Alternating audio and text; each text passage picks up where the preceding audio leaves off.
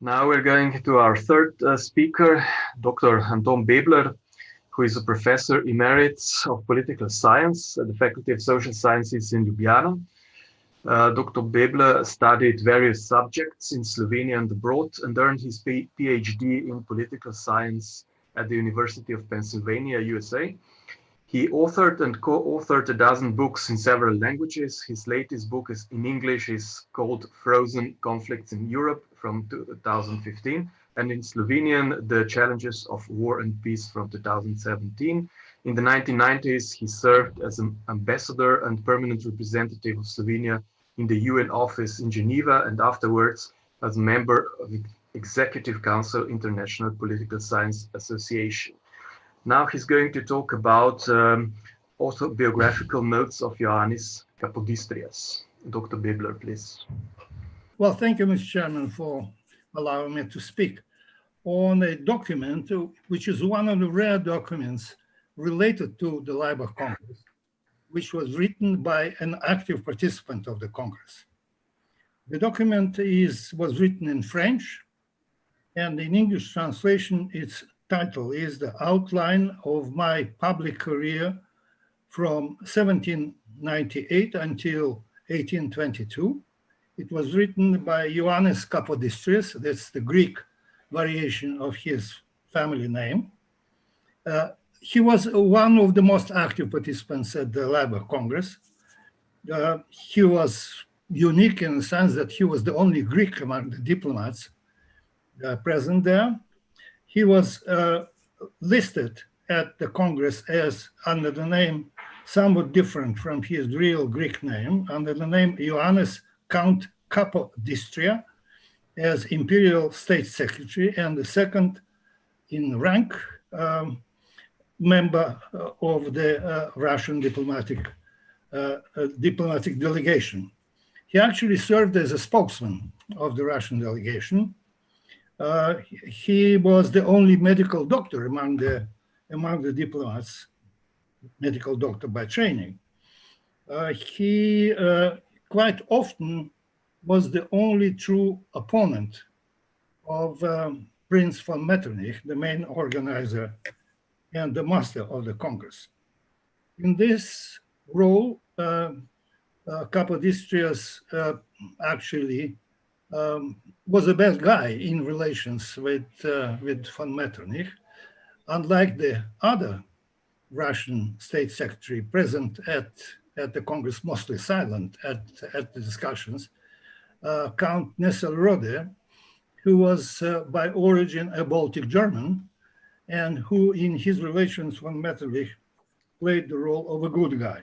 So the roles were divided between the two Russian state secretaries. Well, the document is a very long letter of the size of a booklet. It was written by Kapodistrias and was sent from Geneva 6 years after the Congress. Actually, it was probably written earlier than that. It was a confidential letter sent to Emperor Nikolai I of Russia, who succeeded Kapodistrias' master, Alexander I, 1 year after Alexander's death, unexpected death because of plague. In this letter, Kapodistrias describes his service in the Russian in Russian diplomacy. He actually, since the Vienna Congress of 1815, served as the Russian secretary, one of the two Russian secretaries, state secretaries for foreign affairs, and accompanied Emperor Alexander at all conferences of the Holy Alliance from Vienna Congress until the Laibach Congress in 1821, quite often without the other state secretary, Nesselrode. So he served as a sort of a close advisor, close advisor to Emperor Alexander, and a good part of the document was devoted to his conversations and description of Emperor Alexander's position on various aspects of the Holy Alliance, particularly on the two last congresses at which Kapodistrias took active part, and that is the Tropau Congress and the Laibach Congress. The main point of this confidential letter to Emperor Nikolai was to convince the emperor to change the Russian policies towards the Ottomans and to change the Russian positions in the Balkans in order to support the liberation struggle of the Greek Orthodox subjects of the Ottoman Empire and to support the Greek liberation movement. And that was the main reason why, after the Laibach Congress, his continuing service in Russian diplomacy became untenable for Kapodistrias, and it was understood by Emperor Alexander because Kapodistrias could not eloquently support the Russian positions on the affairs in the Balkans, while being a Greek, while being expected and invited twice by the Greeks who started the uprising against the Ottomans already in 1821. They were invited him to join the struggle and to become the head of the liberation movement. Kapodistrias refused, as long as he was a Russian official, he refused these invitations and continued until the Laibach Congress to eloquently explain and promote Emperor Alexander's policy towards the Ottomans, towards the Austrians, towards the Balkans. But after the Laibach Congress, it became impossible to continue this relationship. He was dismissed from the Russian diplomatic service immediately after the Laibach Congress, but it was a friendly departure. Emperor Alexander granted him a paid and well-paid leave of absence for 12 years with no obligation to do anything. And he could live wherever. He moved to Switzerland, and he still had a status, the status of a Russian official. So the intention of the letter, of course, had dealt only partly with the Laibach Congress. Nevertheless, the document provides interesting and useful insights into the preparations for the Laibach Congress, into the origin of the Laibach Congress, on the timing of the Ljubljana Congress, on the format of the Laibach Congress, on the relationship, often conflictual relations between the Russian and the Austrian delegations, the two largest delegations at the Laibach Congress, on the difference of views within the Russian delegation, particularly between Kapodistrias and Emperor Alexander, and on the reasons for Prince von Metternich's diplomatic triumph at the Laibach Congress. So in this respect, the document, although only partly related to the Laibach Congress, is interesting in itself. First of all, of course, it's well known that the convening of the Laibach Congress was triggered by a revolution in the Kingdom of Two Sicilies in July 1820. The first diplomatic move which eventually led to the Congress's meeting in January, that is 6-7 months after the beginning of the uprising in the Kingdom of Two Sicilies. The first move was made by the Austrian Emperor Franz I in the form of a confidential letter sent to Emperor Alexander of Russia, the letter contained an invitation for a early, as soon as possible, private bilateral meeting of the two emperors to discuss a response to the revolutionary unrest in Italian lands.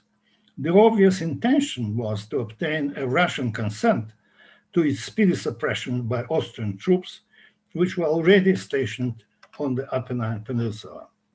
The letter was delivered in the Ukrainian town Poltava, where Emperor Alexander, accompanied by Kapodistrias, was preparing for a 2-month stay in Poland. As King of Poland, he was obliged to attend an important session of the Polish Diet, Sejm. Emperor Alexander had held a different view on the events of Neapel than the Austrian officials, and in addition had substantive reasons for proposing a later date, or much later date, and a different format of the meeting. In dealing with Italian unrest, he wished to apply first non-violent means.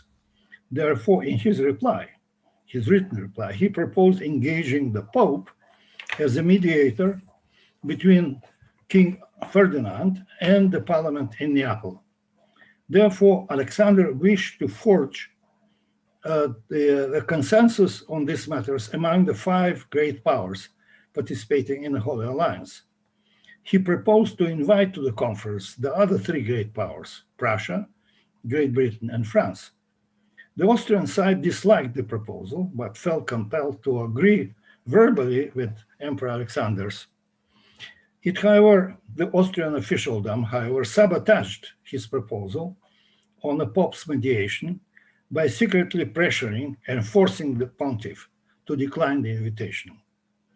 Taking into account Emperor Alexander's continuing engagement in Polish affairs, it was decided to organize on November 20th, 1820, an interim 1-day short gathering close to Poland, geographically close to Poland, in the Silesian town Troppau. It was to serve as a preparation for an introduction to a more substantive conference later, which happened to be the Laibach Congress. The only result of that brief Troppau meeting, attended by 2 emperors and representatives of the 3 other great powers, was the short Troppau Protocol. The document's main authors were Emperor Alexander and Prince von Metternich, while Kapodistrias served on the editing committee. The Austrian and Russian delegation had in the process to overcome political frictions caused by Emperor Alexander's speech at the closing session of the Polish Diet, Sejm. In this speech, he recognized the usefulness and thus legitimacy of an honest and well-intended liberal opposition. Prince von Metternich strongly objected and protested against this statement. Well, the Troppau Manifesto is well known.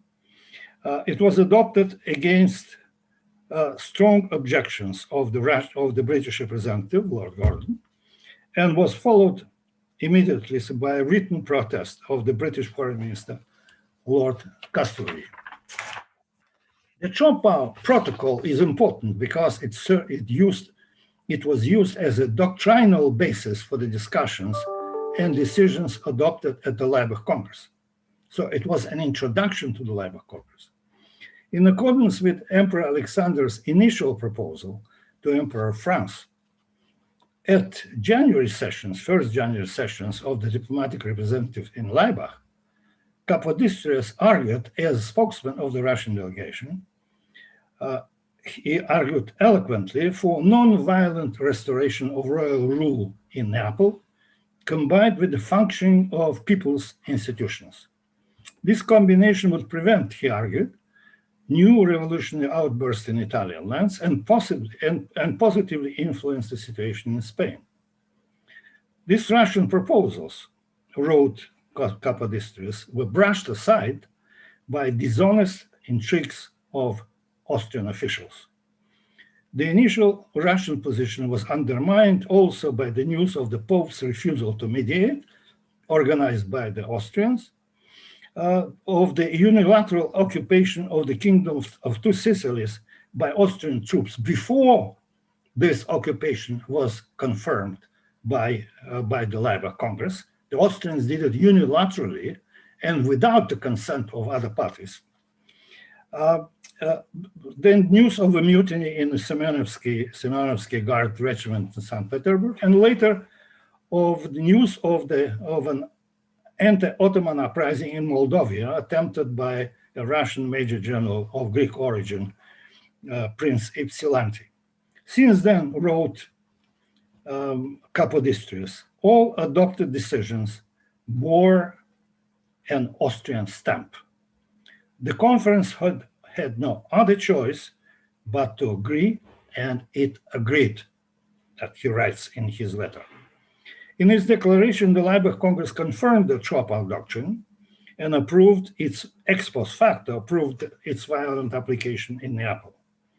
Prince von Metternich's full diplomatic triumph was made possible by Emperor Alexander's renouncing his earlier propositions, advocated strongly by Kapodistrias, and by allowing the chief Austrian diplomat to utterly outmaneuver the Russian delegation. Kapodistrias relates at the end of the Congress about Emperor Alexander's delight at the great success of the Labour Congress, although its results caused the British government's decision to terminate its participation in the Holy Alliance, and also actually influenced the French decision not to participate in it anymore.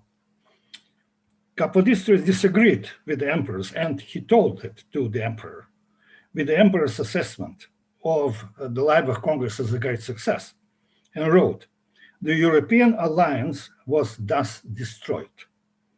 Indeed, the decisions of the Labour Congress produced an irreparable split between the two Western and three Eastern great powers.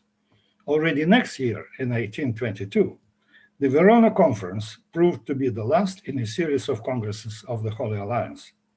Thus, the great success, quote unquote, of the Labour Congress turned out to be an illusion. In fact,